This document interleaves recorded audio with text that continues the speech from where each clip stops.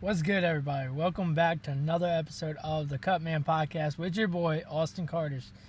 Man, has there been a lot of moves in the NFL the last week?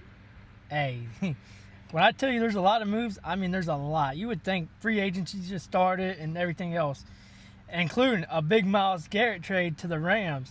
So, adios. We're glad to see you go, but hey, man, the Rams are going to be hard to compete with this year, I'll tell you that. And we're also going to talk about other things such as the movie or series, Nemesis. I kind of liked it. There's some ups and there's some downs, but I like the series, and we'll get into that. And also, Stephen Curry. He's trying to recruit LeBron to Golden State this offseason. So we'll dig into that and a couple other things within that topic. But let's get into it, man, with the football. And like I said, first of all, Myles Garrett isn't a Brown anymore. The Browns shipped Myles Garrett to the Rams for Jarrett Verse, a first-round pick, a third-round pick, and other picks to be mentioned later. But here's a kicker: with the third-round pick, if the Rams were to trade him to the AFC North at all before the 2029 season, that third-round pick would turn into a first. But here's another kicker: the Rams don't care about the first-round pick. So, I mean, it's still possible. The Rams, I think they've made like 3 picks the last 5 or so years, if not longer, with their first-round pick, including this year with Ty Simpson, who they're preparing for their future with, which isn't a bad pick. I'm going to say that. But the thing is, with this trade, man, it seems like Browns fans are a little mad, and I understand with the type of player that Myles Garrett is. But at the same time, you get Jarrett Verse, a young star who has the potential to be even better. Well, not even better than Myles Garrett, but just an all-out superstar and one of the best in the league, you know? I mean, the dude's gone to 2 Pro Bowls, 1 Defensive Rookie of the Year, and hey, man, y'all cannot hate this trade with that man in it, including a first-round pick, a third-round pick, and stuff that hasn't even been mentioned. Come on now. I think y'all got a good package for Garrett. As much as y'all hate to see him leave, I think getting Verse alone was a plus. Then you add in the first, the third, and more. So if you're a Browns, you're kind of planning for your future. I mean, Garrett was 28 or something in there, and Verse is younger. Still has a lot of talent, and hey, I think that defense is still going to be good. Is it going to take a step back? I believe so. But I don't think it's going to be a big step back, if we're being honest. I think Jarrett Verse is going to keep that defensive line clicking. And they also got other dogs like Schlesinger and Denzel Ward if he stays healthy, and Grant Delpit. So, I mean, you can't think they're going to go from, one of the best in the league to one of the worst just because they lose Garrett. Like, is it going to help offensive coordinators and allow the offense to free up an extra man? Of course, but hey, like I said, you still got problems with Jarrett Verse and other players. So, hey, man, the Browns, and then also the Browns don't have to pay that contract, I don't believe. Now, they might have to pay dead cap, which I could be wrong. I might not be. But, hey, regardless, you gotta understand this is a business, man.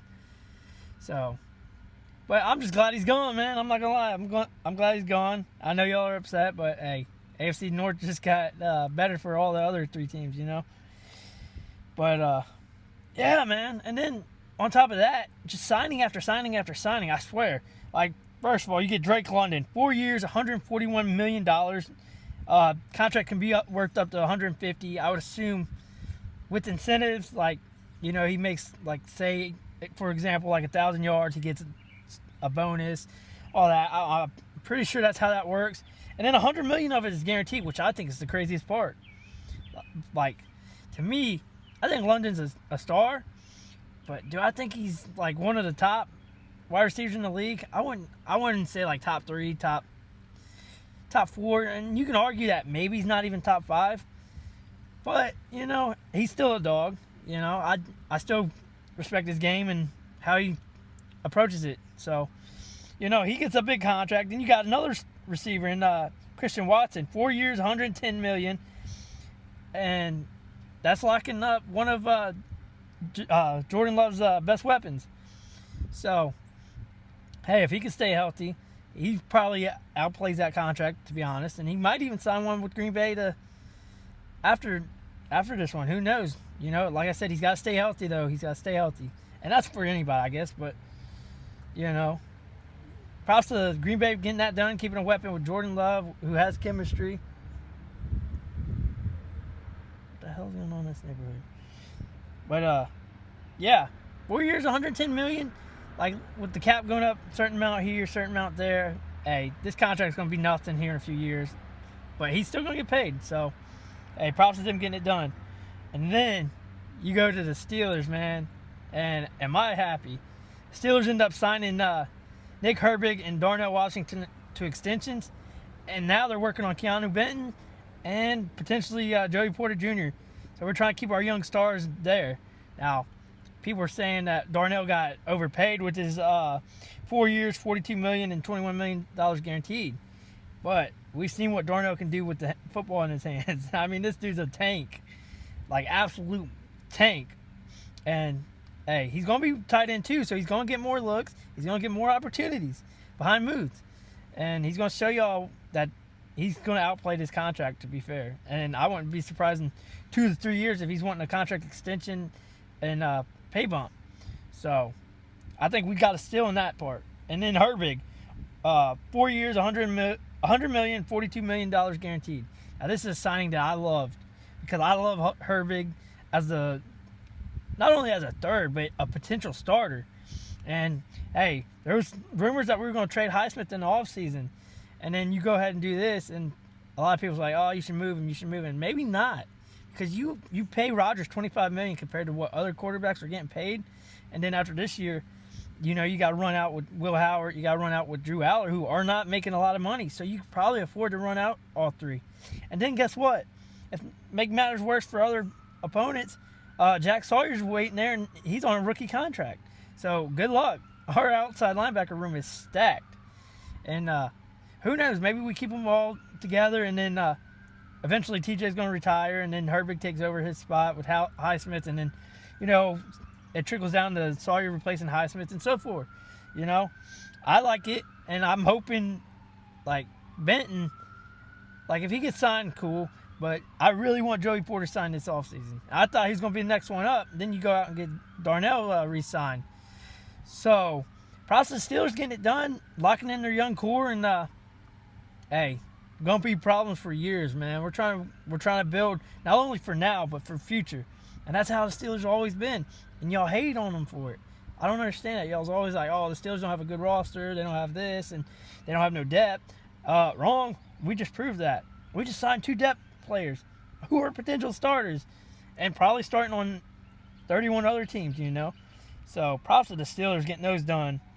And then with other news on signings, the last signing is, the last re-sign, I should say, for contract extension is Derek Hall, Seahawks pass rusher. 3 years, $42 million, could be worth up to $46 million and $21 million guaranteed. Now, it seems like he's been a dog for Seattle on that defensive line, and hey, he's going to have to step up his game with Mafe or whoever going to the Cincinnati Bengals. So he's going to have to step up his game, and, I'm sure he will, especially with his payday, being able to put more money into his body and his training and everything in between. So, good for Seattle getting that done and trying to keep some pieces there, man. I mean, they lost a lot of pieces, and the fact that they're trying to keep just some there long term, not only for this year but long term, smart move in my opinion. But let's get on to last signing. Hey, to all my younger friends, family, hey, y'all grew up doing this catch and reenacting it, but hey, Odell's back with the Giants. The Giants end up re-signing Odell, Juju Smith-Schuster, and then Braxton Berrios. Now, there was rumors swirling that Odell was potentially flirting with the reunion, and it ends up happening. And hey, man, go out and retire with the Giants, man. This is your chance to go out on your high horse. And hey, they got some young stars over there. They got Jackson Dart. They got Cam Scatterbo. And now you get Odell, a veteran in the receiver room who still has a little juice. I don't know how much he still has left in the tank, but he still got some. And then he reunites with John Harbaugh as well. So, hey, Odell's back. I'm sure kids are going to break out their jerseys again, even though he's wearing number 3. But yeah, I'm sure kids are going to go out there and try Odell catch more stuff now. And hey, I can't even hate that move, man. I really can't. Like, reuniting with your old team, that's fair. That's fair. And say what y'all want, love, hate, be in between with Odell. He made a name for himself with that one catch, and not only that catch, but his route running as well. And hey, don't judge, but in my opinion, he probably wins Super Bowl MVP against the Bengals if he stays healthy in that game, because he was crossing everybody up. Like, Eli Apple couldn't cover him, Mike Hilton couldn't cover him. I'm pretty sure Mike was on that team. Was he? I'm pretty sure he was. I could be wrong, man. Like, my memory's a little foggy at times, But yeah, he's crossing everybody up, and they just couldn't guard him. And then he goes down with the injury. So, man. But yeah, not having to be that number 1 as well. That's gonna be crucial. And it's a depth piece because they're not so sure that Neighbors is coming back early in the season, if not mid-season. So, hey, insurance, someone someone you trust, and someone who the fans are going to love. So, smart move on their part, too. So, all out smart moves. Like, I like these moves, man. Like, I don't think any of them's bad. Now, listen, one move you can question that I talked about, like, episodes and episodes ago was A.J. Brown to the Pats. Now, there's rumors and news that he was going to go there 1st of June, and it ends up happening. The Pats end up shipping a 1st and a 5th to Philly for A.J. Brown, and he reunites with Mike Vrabel, who I'm sure is going to do wonders for him, and everything in between. He gets a new little atmosphere in that locker room, and gets away from Jalen Hurts with whatever beef or whatever they got going on. It's weird. It's a weird relationship. I don't know what happened.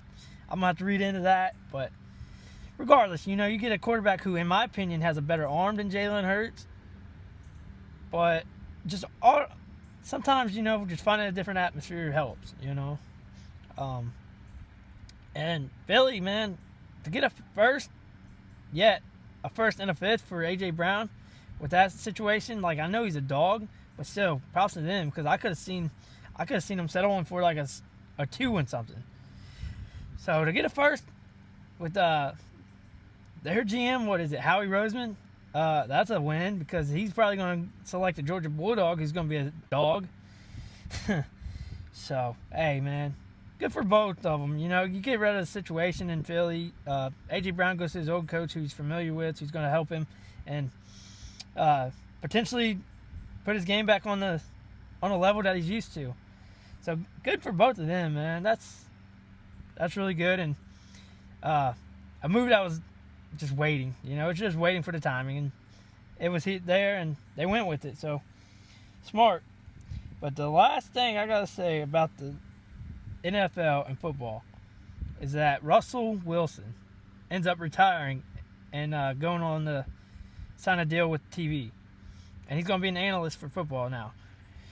Which, I mean, looking at his time in Pittsburgh, was his arm a little better than what we had? Sure. But did it work out? No. And did it work out with the Broncos? No. And the Giants? Absolutely not. But, hey, man, he hangs it up. And one's got a question. Like, I understand the debate. But to me, if it were up to me, I think he would get into the Hall of Fame. Now, would it be first ballot? No. But eventually you have to really consider, because Russell Wilson, those few years with the Legion of Boom, man, they weren't just carrying that team. Let's be real. Like, they did a lot of work and put that team in great positions, but Russell still came out there and found that dog in him and won some games. Now, y'all can hate all you want on Russ with the 1 yard line interception, but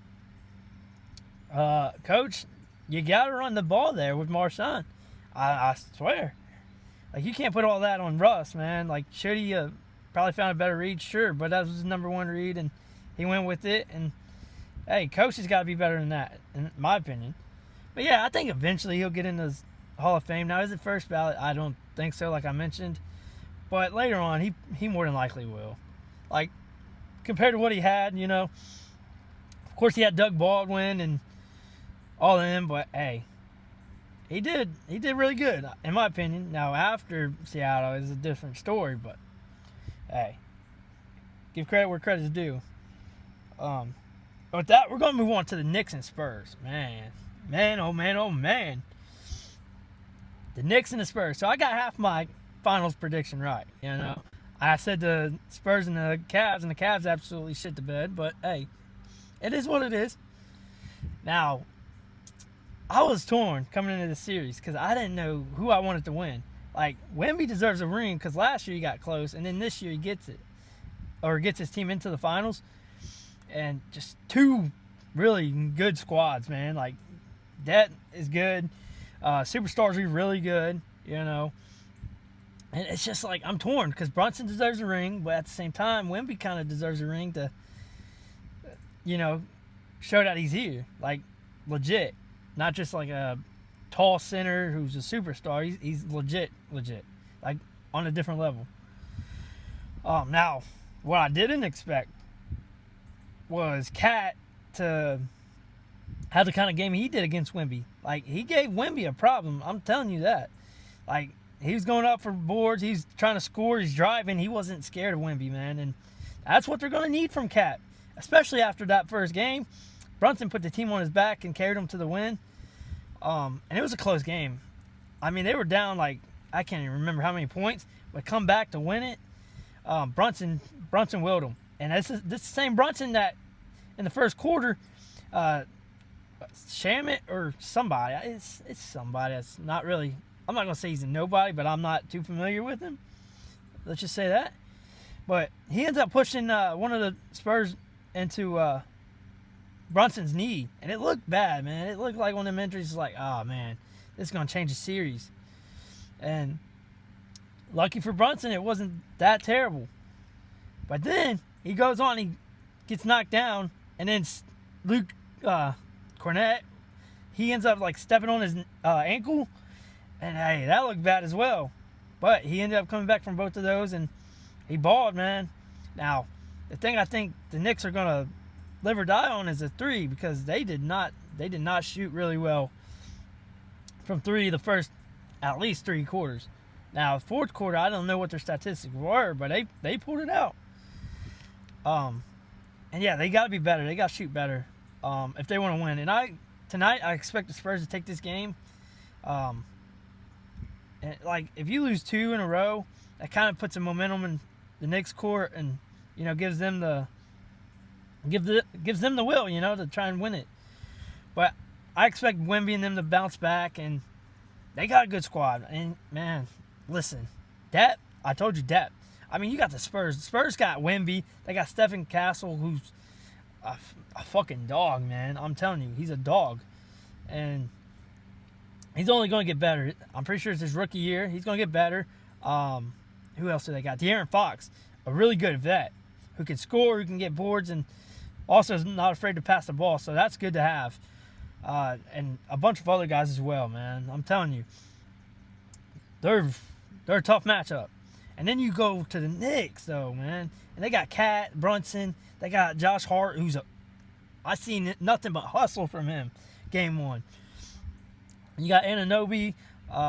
Who else you got? Mitchell Robinson, who's coming back from a finger surgery, which I don't know how much that affected him in that game, but it looked like he missed a dunk or two that might have been in if he didn't have his injury. So, man, good series, and it's only going to continue. I'm hoping this is a 7-game series, man, and we get to enjoy this. That's how good the first game was, and I assume tonight's going to be no different. So, hey, man, I don't know, man. Like, I'm torn. Like, Knicks fans do deserve it because they've been so loyal to this team and they've been so shitty. And they've had some teams that they were excited for that didn't pan out. So, Knicks fans deserve it. At the same time, Spurs, they got a good team that deserves it as well, man. As hard as they fought to knock off the defending champs, hey, man, I can't even choose, to be honest with you. I'm just going to enjoy this series and not even choose at this point. So, hey, I'm going to get the popcorn and tune in tonight and see how that goes. And we'll be back at it next week with some more basketball, man. And, hey, who knows? Maybe we'll be tied up then. Maybe we won't. You never know. Series might also be over. Anything can happen. So, man, what a game. What a game. That's a basketball game. Like, when I watch basketball, I want basketball games like that. And that's what gets me into basketball. That's why I watch the finals, you know. I can just slack off in the regular season, but when the playoffs and the finals get here, yeah, I got to watch a little basketball. I'm not going to lie. So, props to them, man. And yeah, with that, we're going to get on some more basketball. And I talked about it. Stephen Curry. So I guess the rumor on the street is that Stephen Curry's planning on meeting up with LeBron and trying to recruit him to the Warriors this offseason. Hey, there's a couple questions I have for this, man. I want to know, do you think if LeBron and Steph were to team up, would that end up hurting their legacies? Like, or would it be just like, hey, they're old, man, it doesn't even matter? Because I can see that as well. And I just had to wonder about that. And to me personally, I don't think it hurts their legacies with them being so old. And at the end of the day, man, everybody's doing it. And I know a lot of Jordan lovers hold it against LeBron with all the teammates he's had, and probably will if this happens again. But, you know, even me, I'm a Jordan fan. Like, I think Jordan's better than LeBron, but, hey, everybody has their own choice. But I would not hold this against LeBron because, low-key, I kind of would want to see it. I'm not going to lie. I kind of want to see LeBron and Steph team up and see if they can go on one last run together. Now, will it happen? Probably not, if I had to guess. I could see LeBron more likely going to Cleveland, even though Cleveland doesn't seem like the destination that he's going to end up in. So who knows? I think the three teams could be Warriors, Cleveland, and LA. And I could see him re-signing with LA personally. But what do y'all think, man? Do you think if LeBron teams up with Curry, all right, bro, chill out. But no, do y'all think if LeBron teams up with Curry, does that hurt their legacies? And be honest. Be honest. I'm all ears, man. And let me know why if you think so. If not, you know, let me know why too. And would you all be open to seeing that? Because I think, you know, two legends coming together and just making a final run. You know what? Fuck it. You know, that's how I say fuck it. Go for it. Everybody's doing it now. LeBron did it in his whole career, so why not, man? And hey, another thing. Do you think Curry's legacy already hurt with KD? Like, I know you had that team, that squad, bro, and then they added KD to win a ring. I don't think it. I don't know, man. It's just how it is. That's how basketball is now. I think we get used to it. But yeah. Also, do you think they're gonna get a ring if they team up? Like, I'd like to see it just for the hell of it, you know. But I think there's just too many good teams out there, and age would probably be the one factor, man. Like talent's there. Don't get me wrong, talent's there. Like shooting's there. Playmaking, LeBron's not afraid to pass and get a couple boards. Now scoring's down, but he wouldn't have to score with Curry, man. He just had to make sure he got open and found him. And LeBron's a really good passer. I'm not gonna lie. So let me know. Let me know what y'all think about that, and if y'all think they'll actually sign. Like, I don't think it's gonna happen, but hey, anything can happen. Like I always say. Yeah, and then we're gonna get on to some Reds, man. Ah, that's my team, man. That's my team. I'm not gonna lie, that's my team. But the Reds, sometimes you want to just choke them. You either A, want to choke them, or B, you want to celebrate the fact that they get a walk-off hit or just get a win in general. You know? But, hey, the Reds have been up and they've been down a lot. But the thing I do like about the Reds right now, they're not afraid to make the moves. Like, if you're not competing at the highest level, they're moving you.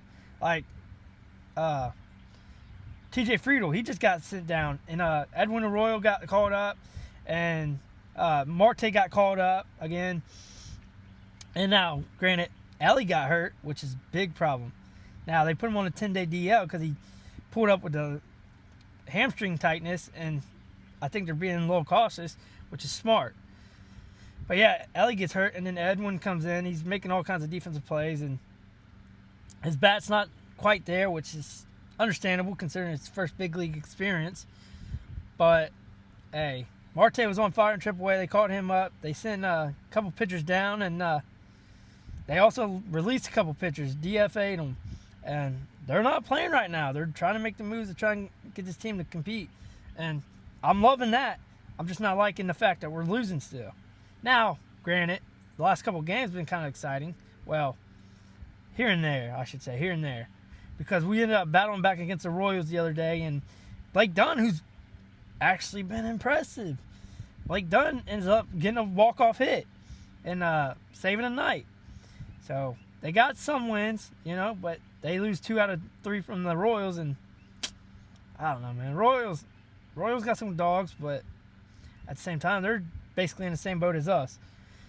So, man. Yeah, the Reds have been kind of crazy, man. But the fact that we're seeing them actually start to make these moves, like they're not just calling up random guys. Like the one dude had like 108 ERA his first game with the Reds from the bullpen.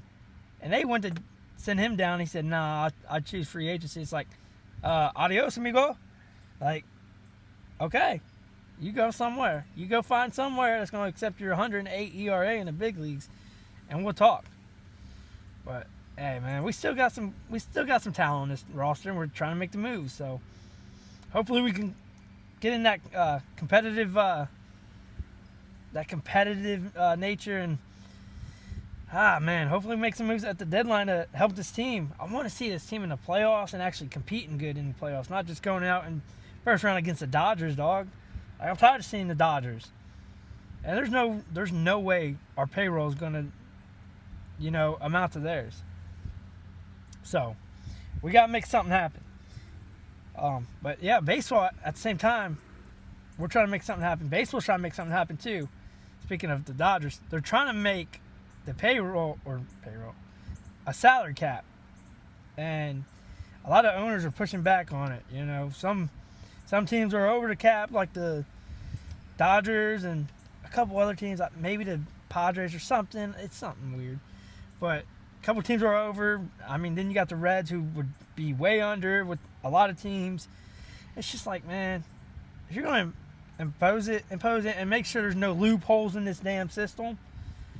But, like, players don't like it, obviously, because they're not going to get paid as much from the club that they want to be on. So, I don't know. It's all a mess in the MLB. Hopefully they get it figured out and they can fix the league, man. This league's kind of crazy. It's kind of crazy, and who knows what a salary cap will do. Maybe it'll make it more competitive, maybe not. Who knows? You just don't know anymore. And, yeah, just kind of wraps up sports in general. But, hey, man, I got something big. Something not necessarily big, but something that I really enjoyed. And that's the series Nemesis on Netflix. And if you have not watched this series, you're missing out. Please go watch this series. Now, it's season 1, and they left it open for season 2 the way they ended it. But at the same time that I like it, I also dislike certain parts of it. And here's the thing, man. With the series Nemesis, the thing I didn't like was the fact that they made all the cops like super cops, including the main character. Like, great characters, don't get me wrong. They made this man a super cop. Like, he knows everything, every detail. He knows how to figure out every little scenario and this, and it's just like, bro. And then they try to make him out to, like, be kind of like kind of like crooked, but at the same time like borderline a good cop. So it's like I don't know about that story, but hey, character's really good. The series is actually pretty good. And then the one thing I do want to know, the one thing that really bothers me about these damn heist movies, how come in every heist movie there's this crew that just knows there's for certain cops that they're on to them, knows that if you make one last damn heist, that's probably going to go south. But guess what? They still go into these damn heists, and they still try to come out with something, and it backfires every time. Every time. I don't know who's writing these storylines, but you gotta fix them. It's the same shit. Y'all just copying and pasting. Like, come on, man. Like, personally, if I would say, for an example, if I was in a damn crew, I was like, oh shit, the cops are on. Like, they're around, they're checking us out, they're interviewing us, they know that we're probably the crew. Why the hell would I go and create or do a heist again? Like, that's stupid. I mean, some of them try to plan their way around it and just kind of, make stuff seem different, but it's the same shit. Let's stop. Like, man, it just makes zero sense to me. And it's just like, we can be different, and we can, like, I get the cops. I get the cops are supposed to win, I get it. But at the same time, I'm coming back down to reality and understanding that the cops don't always win. And yeah, it's like, at the same time as well, like, I'm not trying to spoil the movie, but think of any heist movie, and there's parts in that's the exact same. Like, final heist, and a cop gets shot, miracle, he might survive, maybe not. But hey, writers, let's write something different. Maybe I gotta write something at this point. I don't know, but at least somebody, for the love of God, have the heist crew win, like, once, just to switch it up. Be like, oh shit, that's different, Like, yeah, man. And like, just speaking of that too, like, just series and movies, I want to know about Creed, the Creed franchise. And I was sitting there wondering the other night if they were going to make a Creed 4. It made me start thinking. With the way they left off Creed 3 with his daughter in the ring, boxing, and everything else, I could see them starting up, like, a part of the franchise where it's about his daughter. Now, she's deaf, which could be a problem, but at the same time, she's already training, and you kind of give us that bone, man. You kind of threw us that bone, like, hey, this could happen in the future. I think that's the direction they should go with the storyline. Like, they made Creed seem like he was almost retired, and kind of dropped that with his daughter in there. So, hey, I see that in the future potentially being a storyline. And personally, I like Creed franchise. Y'all can hate it, y'all can love it. That's cool, but I liked it, and I think Michael B. Jordan's a good actor for it, and the storyline I personally like too. So, say what you want, but I wouldn't mind seeing, like, more. Now, would you call it, like, necessarily Creed? I'd assume you would. Maybe, like, I don't know, just throw a little extra title on there to do it. But I think that's the route they should go for the franchise with his daughter, and see where that goes. Especially with the deaf boxer, that could be interesting, man. That could really be interesting. So, but maybe not. Maybe they just go, oh, Creed 3 was enough, and, we're cutting it there. Which I wouldn't be mad at either, just ends the story. So, but yeah. Let me know what y'all think about that. Do y'all think Creed should come out with another, not necessarily just another movie, but like a kind of like a spin-off to Creed, where it involves his daughter, like the storyline? So let me know what y'all think about that. Y'all might not like it. I kind of do, but, great. We're not all supposed to be typed to think alike, Everybody's got their own opinions, and thought processes and everything in between. So, hey, man. But hey, listen, I did get a fan. So I'm not just sitting here sweating and shit. I got a fan now. This is one thing I want to know, man, is who thought it was a great idea to say, hey, we can give you one part for $23, but hey, the battery, that's going to cost you $100. Who came up with this shit? And it's just not that either. It's tools as well. Like, for instance, I'm over here replacing my freeze plugs in my Cutlass, you know? And I go get a freeze plug, and they're like, oh, they're $2. I was like, damn, that's pretty good. So I was like, let me have 2 of them. You know, I replace each one as I go. And I was like, all right, since I'm there, you know, because I went through my wheel well. Everybody told me I couldn't go through my wheel well, but I did. And I can reach it with a certain screwdriver that I got, like one of the world's largest fucking screwdrivers. But I don't want to risk it, so I went ahead and tried to get the tool. And here's the thing, man. Tools are so expensive these days. Like I said, I spent $2. Hold on, let's let the sirens pass, you know. You know, shout out to first responders, man. Doing the work that a lot of us wouldn't, you know. So respect the first responders. Shout out to them.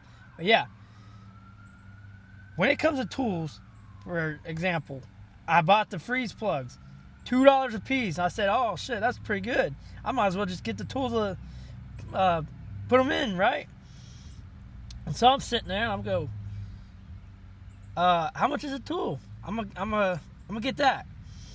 And they go, $119. I said, what? I said the part was $2, and you're telling me a tool is $119?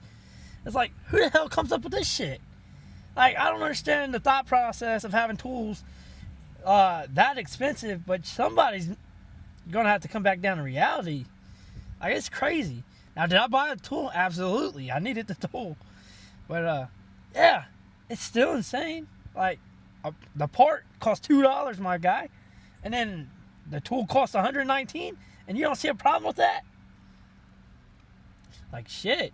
I see why people, you know, they buy tools, use them, and then, like, replace them or send them back and get their money back. I see why.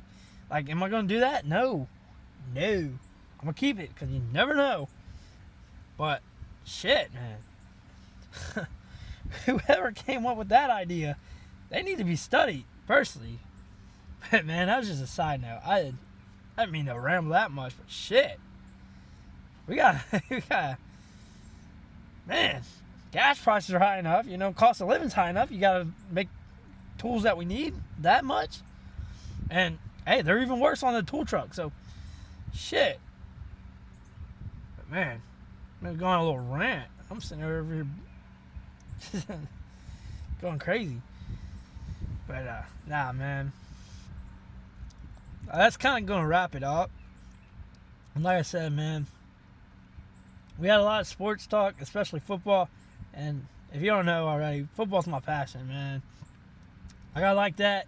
And like I've mentioned before, I went as far as the go on the film team at Eastern Kentucky, man, where I go to school. And that was a cool experience. And, hey, man, I'm just going to forever love football. And that's why I kind of made the podcast. Get my sports takes out there. Not only my sports takes, but a little bit of everything. So that's really why I made it. And hey, I'm trying to improve upon the pod, man. And I had someone recently as well that reached out in the comments. It was like asking for like timestamps on the video. So I went ahead and added timestamp to the video. And that's only going to improve the pod, man. So shout out to you for, you know, recommending that. I appreciate that. And hey, pod just got better just because of that. And that's what I'm talking about. If y'all got an opinion, you think the pod could be better, let me know, man. Like, I'm always open. And one thing I didn't do, though, I didn't go back and like put it on other podcast or episodes and whatnot, because like I said, I've always wanted to be like legit and not go back and just edit everything. Like, I feel like everybody does that, and I don't want to. Like, I didn't have the timestamp the past 20 episodes. I didn't up until the 21st, and then I put them on there. So moving forward, we're going to put timestamps and make it easier for y'all to find the topics within the pod and everything. So shout out to you. I can't exactly remember your name, but I appreciate it. And hey, you also mentioned whatever your name is. I hate that I don't know your name. I should have got your name. That's my bad. But you mentioned UFC White House cards next week, my birthday week. So we're going to enjoy next weekend, and hey, we're gonna have a good time. That's gonna be a banger of a card, and we'll get more into that next week and talk like in depth about that card and everything in between. So that's gonna be a big topic next week. So looking forward to that, as well as some other stuff. I'm gonna try to find some other stuff, and I gotta get in here and I gotta end the pod soon and get in here and get prepared for Game 2 of the NBA Finals. Have a good time there, as well as some other stuff. I gotta catch up on Dutton Ranch, which the previews from this episode look insane. So hey, we might talk about that a little more next week, or we might give it a couple episodes, since I talked about it last week. But regardless, I appreciate y'all for tuning into this episode, and not only that, just viewing as many episodes as you all want or can, and the recommendations. I appreciate the subscriptions. Got a couple more this week. Grateful, man. I'm forever grateful for just the growth that y'all are helping me achieve, man. I appreciate that. And hopefully it's only up from here. And yeah, if you're with me, you're with me, and you're going to the top with me. I promise you that. Like, thank y'all. Thank y'all for just supporting. And like I always say, the best way to support me for free is to like and view the videos, as well as subscribe. Now, subscribing to the channel is free. Now, the actual subscriptions, y'all do not have to do that. Just if you want to support anyway, the most appreciation I'll probably give you is just viewing and subscribing to the channel, man, and maybe like. So, but yeah, man, I'm gonna wrap it up. I don't want to make it too long. So, with that, I'd like to say thank y'all for tuning in. I hope y'all enjoy this episode as well as the others to come. And hey, we're gonna try and grow. So, thank y'all. Hope y'all have a good weekend, and peace out.